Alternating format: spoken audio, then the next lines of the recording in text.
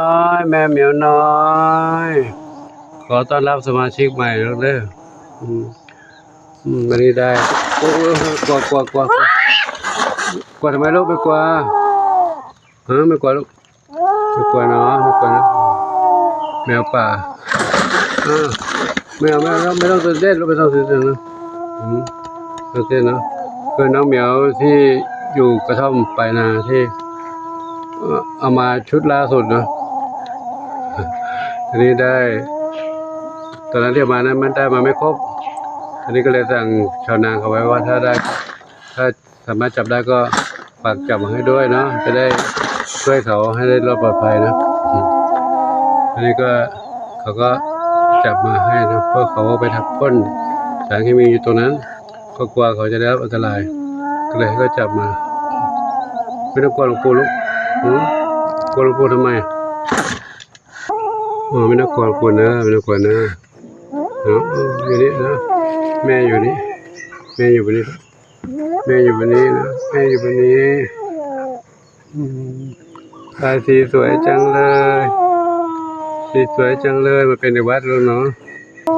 มาเป็นเด็กวัดกับหลวงปู่แล้วกับแม่เหมียวที่วัดเยอะนะปู่ทำไมแล้วปู่ช่วยหนูมาลูกปู่ช่วยหนูนะออกมาข้างนอกนี่มาตรงนี้มีข้าวกินน้ำหลวงปู่เอาน้ำให้ด้วยนี่นะ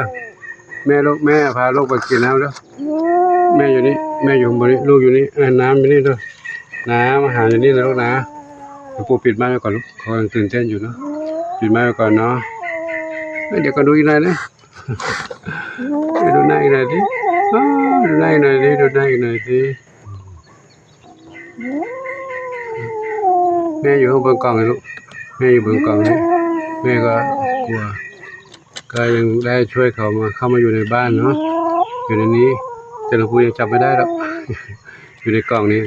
กล่องตอนที่ได้เปิดกล่องก็ไม่กล้าเปิดข้างนอกกลัวก็วิ่งหนี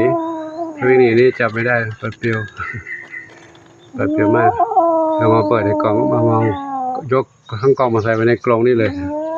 อันนี้อยู่ในนี้ไม่เป็นไรลูกเด้อกลับเลยนะหลวงปู่ก็ขอ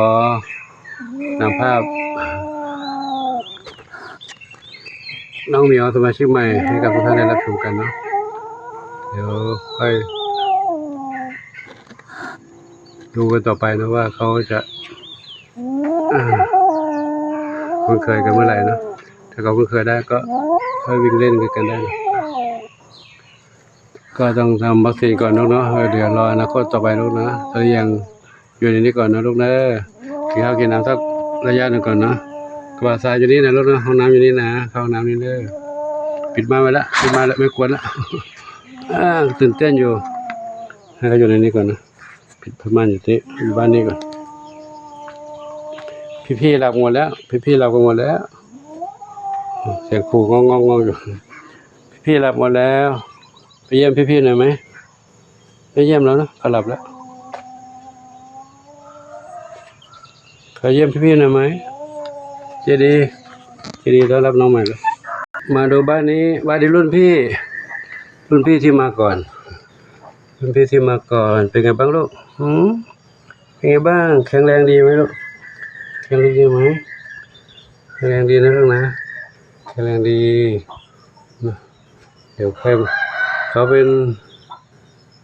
แม่คนละครอบคนละแม่นะอันนี้แม่อยู่นี่ลูกอยู่นี่อันที่มาเมื่อกี้นี่ก็ลูก3แม่1อยู่นู่นครับแต่ลูกกับแม่ไม่เหมือนกันเลย4คนละอย่างขอบคุณโมทนาสาธุกับทุกท่านที่รับชมเนาะมีความรักความเมตตากับน้องเหมียวช่วยเหลือให้